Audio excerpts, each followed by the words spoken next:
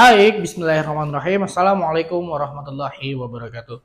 Alhamdulillah kembali lagi bersama kami dari tim kurikulum adalah baca.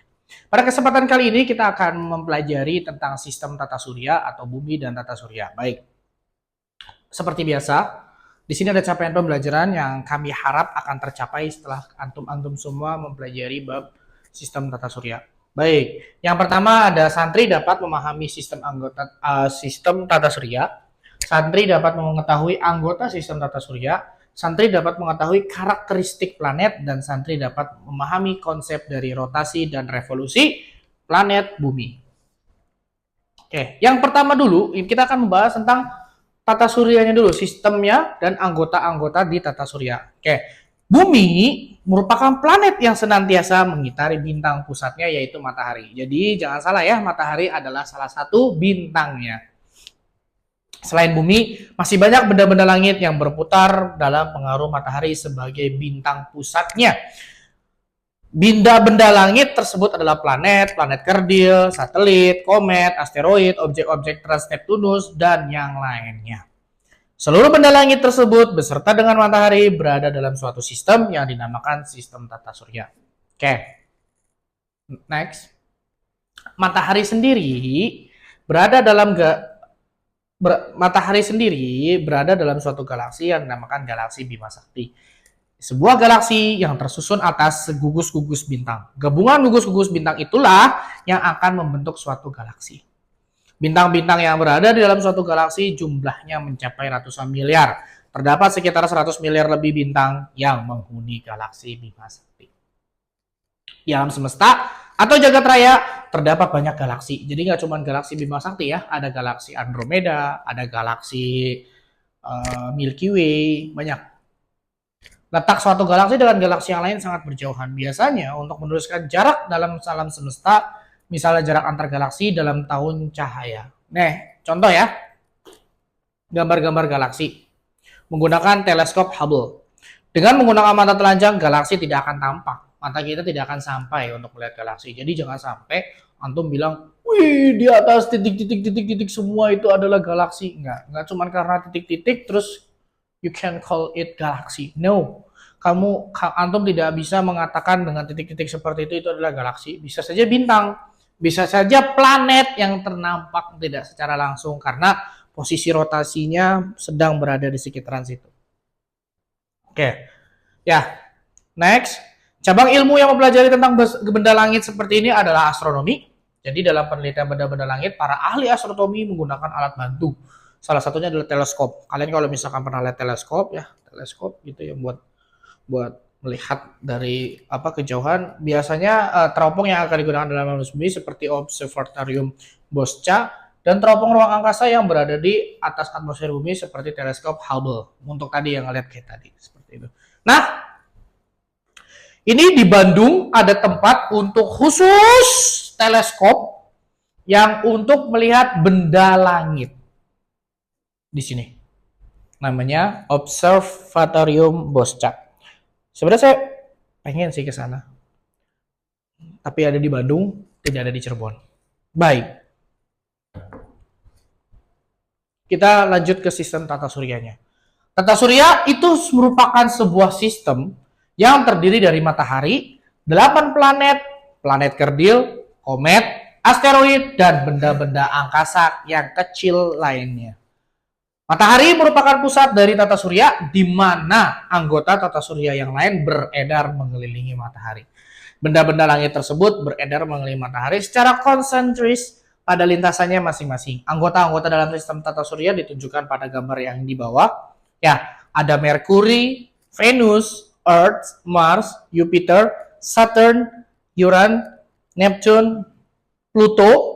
Where is Pluto? Ini Pluto, this Aries, and Ceres. Ceres, Pluto, and Aries itu adalah planet kerdil.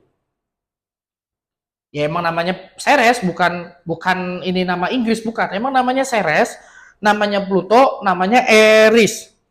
Kalau Merkurius, Venus, Earth adalah bumi, Mars, Jupiter, Saturnus, Uranus, dan Neptunus. Ya, planet-planet kerdil di sini, Ceres, ada di sabuk asteroid, Ceres. Pluto dan Eris berdekatan di sekitar setelah Neptune. Jaraknya sangat jauh. Terlihatnya mah sangat dekat ya, sekitar paling berapa jengkal nih. Nah, kalau misalkan pakai jengkal, karena dari gambar. Tapi kalau misalkan secara langsungnya itu berjuta-juta kilometer. Baik.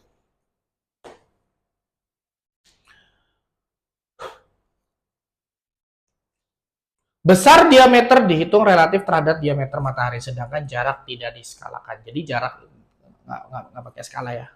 Skala itu tidak memuat jarak antar apa namanya antar planetnya, tidak. Di International Astronomical Union atau IAU atau dalam bahasa Indonesia sebagai Persatuan Astronomi Internasional, secara umum mengelompokkan benda angkasa yang mengelilingi matahari menjadi 3. Yang pertama, planet. Sebuah benda langit dikatakan planet jika syarat ketentuannya adalah yang pertama, mengorbit matahari, mengitari matahari, atau yang kedua, bentuk fisiknya cenderung bulat. Ini sebenarnya cenderung bulat itu jadi sudah terdefinisikan ya, bentuk fisiknya cenderung bulat. Jadi kalau masih ada yang nanya bumi bentuknya datar atau bulat, itu agak sedeng. Karena syarat benda langit dikatakan planet adalah bentuk fisiknya cenderung bulat.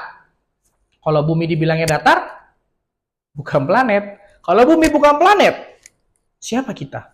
Gitu kan? Di mana kita? Lalu yang ketiga, orbitnya bersih dari keberadaan benda angkasa lainnya.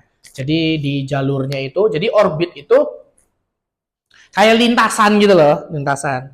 Jadi tidak ada benda langit lainnya yang ada di orbitnya kita, di lintasannya kita, atau di jalurnya kita. Seperti itu. Itu syarat dan ketentuan sebagai planet. Jadi sekali lagi, mengorbit matahari, mengitari matahari, lalu bentuk fisiknya cenderung bulat.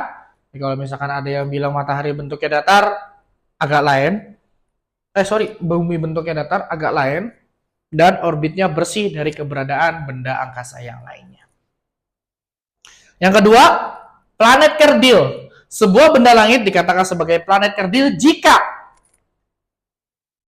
mengorbit matahari, bentuk fisiknya cenderung bulat, ketiga, orbitnya belum bersih dari keberadaan benda angkasa lain, dan yang keempat, bukan merupakan satelit. Jadi nanti ada beberapa planet yang dikatakan planet kerdil karena apa? Tidak dianggap planet utama, dianggapnya planet kerdil karena meskipun ngorbit matahari ngorbit matahari. Bentuk fisiknya bulat bentuk fisiknya bulat. Tapi mereka orbitnya belum bersih dari benda lain. Kayak Ceres, orbitnya Ceres itu ada asteroid. Orbitnya Pluto ada Eris, orbitnya Eris ada Pluto. Jadi mereka tidak bersih orbitnya. Seperti itu. Bukan merupakan satelit, jadi mereka bukan merupakan satelit. Ya, bumi satelitnya apa? Bulan. Saturn ada lagi, Neptune ada lagi, gitu seperti itu. Lalu yang ketiga, benda-benda tata surya kecil atau small solar system bodies. Seluruh benda angkasa lain yang mengelilingi matahari selain planet atau planet kerdil seperti komet, asteroid, objek transneptunian, serta benda-benda kecil lainnya tetap dikatakan benda langit karena mereka berada di luar angkasa sana. Jadi benda-benda tata surya kecil seperti itu. Oke, next. Di sini ada anggota tata surya. Jadi ini anggota tata surya itu apa aja? Selain bumi, selain matahari, itu kita akan belajar di sini anggota-anggota tata surya. Yang pertama, matahari. Matahari ini pusatnya kita, pusatnya kehidupan, pusatnya tata surya, pusatnya sistem tata surya ada di matahari, pusatnya kehidupan. Matahari merupakan sebuah bintang yang jaraknya paling dekat ke bumi. Kalau dibandingin ke bumi, tapi kalau dibandingin ke Merkurius, dekatnya ke Merkurius. Oke. Jarak rata-rata dari bumi ke matahari adalah 150 juta kilometer atau satu satuan astronomi. Matahari berbentuk bola gas pijar yang tersusun atas gas hidrogen dan gas helium. Makanya kalau misalkan kalian penasaran kenapa itu balon udara bisa terbang, itu menggunakan hidrogen dan helium. apinya itu. Makanya bisa mengangkat gitu ke depan gitu. Matahari mempunyai diameter 1,4 kali 10 pangkat 6 km atau 1,4 kali 1 juta kilometer atau berapa berarti? 1,4 juta kilometer. Gede banget ya. Cuman ini kalau dihitung jari-jarinya bisa dibagi dua aja ya. Berarti 0,7 10 pangkat 3. Pangkat 3 ya. Pangkat 4, pangkat 3, pangkat 4. Antara dua itulah. Suhu permukaannya mencapai 6000 Kelvin. Wow, 6000 Kelvin. Berapa derajat Celcius? Hitung sendiri. Tinggal 6000 kurangin 273. Suhu permukaan. Baru suhu permukaan, belum dalamnya. Baik. Matahari merupakan sumber energi utama bagi planet bumi yang menyebabkan proses fisik dan biologi dapat berlangsung. Energi yang dipancarkan oleh matahari dibentuk di bagian dalam matahari melalui reaksi inti, lalu energi dipancarkan oleh matahari ke bumi dalam bentuk radiasi gelombang elektromagnetik. Jadi panasnya itu nggak kayak kita pengambil baskom dilempar gitu, dilempar air gitu, nggak. Pakai gelombang elektromagnetik. Yang kedua, planet. Berdasarkan kriteria IAU, planet adalah benda langit yang ciri-ciri yang tadi di atas, mengorbit matahari, bentuknya bulat, dan orbitnya bersih dari benda lain. Planet-planet yang berada dalam sistem tata surya adalah Merkurius, Venus, Bumi, Mars, Jupiter, Saturnus, Uranus, dan Neptunus. Kalian harus hafal ya, minimal paham lah, udah harus hafal. Merkurius, Venus, Bumi, Mars, Jupiter, Saturnus, Uranus, dan Neptunus. Jupiter, Saturnus, Uranus, dan Neptunus. Jupiter, Saturnus, Uranus, dan Neptunus. Jupiter, Saturnus, Uranus, dan Neptunus. Kalau Mefebum harusnya hafal lah. Merkurius, Venus, Bumi, Mars, Jupiter, Saturnus, Uranus, Neptunus. Ada berapa? 8. Sama matahari 9, sama Pluto 10. Tapi Pluto tidak dianggap planet lagi karena orbitnya dia masih tidak bersih dari benda angkasa lainnya. Seperti itu. Sejak tahun 2006, Pluto tidak dikategorikan lagi sebagai planet karena kriteria ketiga dari 3 kriteria di atas tidak dipenuhi oleh Pluto. Pluto memiliki orbit yang memotong orbitnya Neptun, sehingga dianggap orbit Pluto belum bersih dari benda angkasa lain. Ukuran Pluto tidak lebih besar dari bulan, dan jika dilihat dengan teleskop, maka akan tampak benda angkasa lain yang ukurannya hampir sama dengan Pluto yang diberi nama Charon. Kita lihat. Nah, mirip, similar gitu ya. Oke, good. Next. Planet kerdil sesuai dengan ini apa namanya yang tadi di atas dijelaskan ya.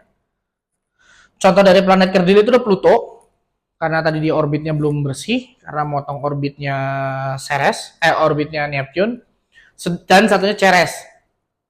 Ceres itu sebenarnya tadinya dikategorikan sebagai asteroid terbesar berada di sabuk asteroid.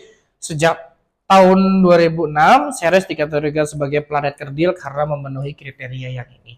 It's okay, nggak masalah. Yang penting mereka tetap menjadi salah satu planet seperti itu.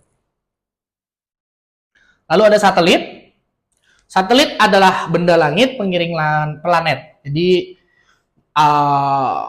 satelit itu mengiringi planet. Maksudnya mengiringi itu ya berputar juga, mendampingi planet gitu. Jadi ada posisinya itu nggak jauh-jauh dari planet. Seperti itu. Berdasarkan cara terbentuknya satelit dapat mereka menjadi 2 bagian. Yang pertama satelit atau alam, jadi nggak dibuat bersamaan dengan terbentuknya planet. Contoh, bulan sebagai satelit alam bumi, Titan sebagai satelitnya Saturnus. Jadi kita kalau misalkan ngeliat bulan, kalau misalkan mau lebih keren lagi, harusnya bilangnya jangan, oh itu bulan, nggak, jangan ya. Oh itu satelitnya bumi. Jadi agak keren sedikit lah ya. Jangan udah belajar begini tetap aja ngomongnya biasa-biasa aja. Jadi biar siapa tahu kalian jadi ilmuwan, jadi ahli astronom, Jadi kalian lebih interest karena belajar di luar angkasa itu asik. Udah nggak ada wujudnya, gambarnya bagus lagi. Maksudnya pemandangannya bagus lagi, meskipun itu secara visual aja, bukan realnya gambarnya seperti itu. Oke, daripada kita apa namanya belajar yang lain. Tapi nggak masalah, kita tetap belajar. Yang kedua ada satelit buatan. Ini dibuat